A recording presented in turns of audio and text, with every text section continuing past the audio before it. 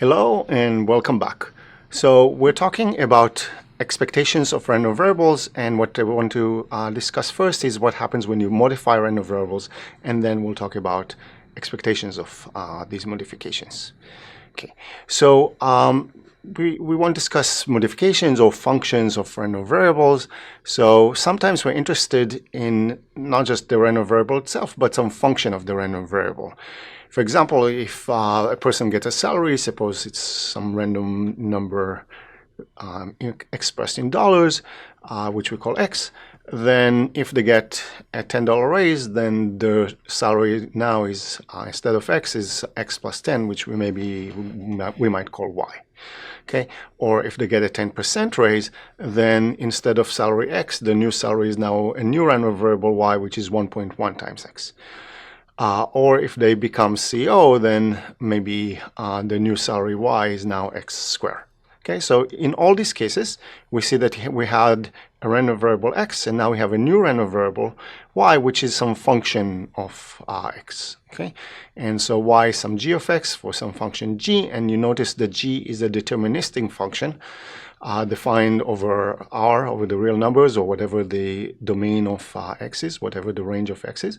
But in all those cases, again, you see that G is just a deterministic function, like X plus 10 or 1.1X or X squared is some known function.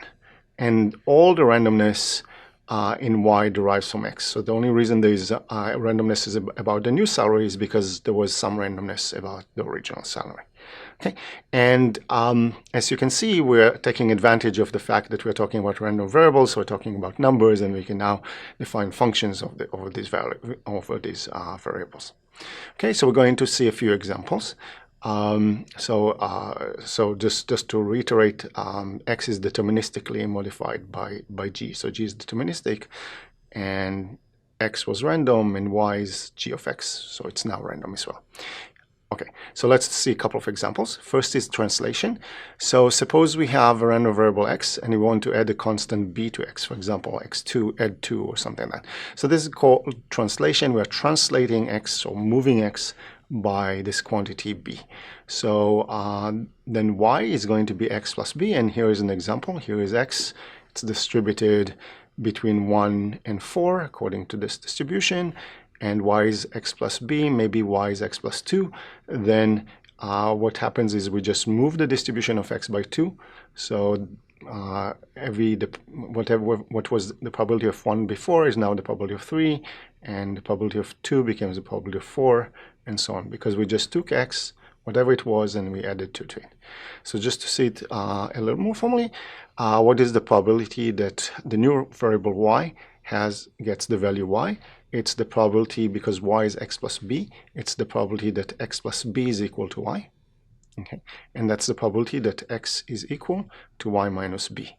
So we can see here the probability that Y is 6 is the probability that X was 2, the probability that Y is 5 is the probability that X was 3, and so on. The probability that Y is 3 is the probability that X was 1. Okay, so we see that we can relate the probabilities of X, the original X, to the probability of the new Y using this function. Okay, here's another example, scaling. So suppose we take X and we multiply it by a constant B. So we call it, we said that we scale X by a factor of B. Okay, then Y is B times X, and here is our original X, and now let's say we multiply it by 1.5. Then the values of X originally were 1, 2, 3, and 4. Now they're going to be 1 times 1.5, which is 1.5, or 2 times 1.5, which is 3, or instead of 3 we have 4.5, instead of 4 we have 6, and the probability that Y is 6 is the probability that X was 4, and so on.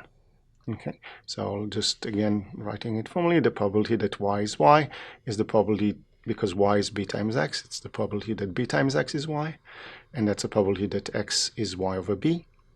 Okay, and that's what we see here. The probability that Y is 6 is the probability that X was 6 divided by 1.5, or the probability that X was 4.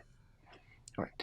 Now, in these two examples, the function that we use, B times X, or X plus B, was 1-to-1. It mapped it mapped in different values of x to different values of y, but sometimes the function is not one-to-one and things get a little more interesting.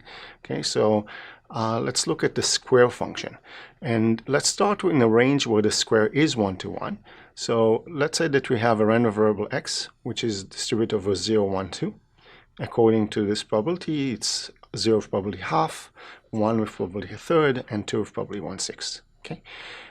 So you see that over the range 0, 1, 2, if we square those values, the square function is 1-to-1. And specifically, if we let y equal to be x squared, then y will get the value 0 squared, which is 0, 1 squared, which is 1, or 2 squared, which is 4. So these are the values. And what is the probability that y will get those values? Well, y will be 0 if x was 0, which happens probably half. Y will be 1 if x was 1, which happens probably 1/3, and y will be 4 if x was 2, which happened probably 1/6. So these are the probabilities. Okay, but now let's look at the range where the square function is many-to-one, and particularly let's look at the range where x varies from -2 to +2, so -2, -1, all the way up to +2, according to a uniform distribution. So x gets each of those values of probability 1/5. Then now y again is x squared, and now y will have fewer values than x. In particular, it will have the same values that it had before, 0, 1, 4, right? And let's see, what is the probability that y is 0? Y is 0 if x was 0, and that happens probably 1/5. That's what we get here. Now, more interestingly, y is 1 if x was either -1 or +1, because in both cases, x squared is going to be 1. And so x is -1 or 1 with probability 2/5, and therefore the probability that y is 1 is 2/5. And y is 4 if x was -2 or +2, because in both cases x squared is going to be 4. So y is going to be 4, and x is -2 or +2 with probability 1/5 plus 1/5, which is 2/5. Okay, so so we see now that y is ranging over a smaller set of values, 3 instead of 5, and for each one, or at least for 2 of them, the probability of y comes from multiple values of x, all of them mapped to the same y. Okay, so let's see this in a picture. So here are the values of x, 0, -1, +1, -2, and +2. And here is y, which is g of x, and our g of x, our g is x squared. Okay, so y is 0, 1, and 4. And now 0 will map to 0, and -1 and +1 will both map to 1 by g or by x squared, and -2 and +2 will both map to 4. So when we look at the inverse mapping of 0 of y, we get the inverse mapping of 0 is 0. The inverse mapping of 1 is -1 and +1. The inverse mapping or the inverse image of 4 is -2 and 2. Okay. And the probability that y is 4 is the probability that x is in this inverse image of 4. And the probability that y is 1 is the probability that x is in this inverse image of 1, which is -1 and 1. Okay, so we can say, therefore, that the probability that y is 1 is the probability that g of x is equal to y. Okay, because that's by definition y is g of x, so it's probably g of x is equal to y. And taking the inverse mapping, it's the probability that x is in the inverse image of y.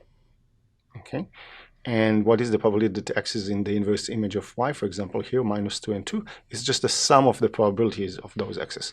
So it's summation of all x in the inverse image of y of the probability of x. So for example, if we take 4, the probability that y is 4 is the summation of all x's in the inverse image of 4, namely -2 and 2 of the probability. So it's 1/5 plus 1/5.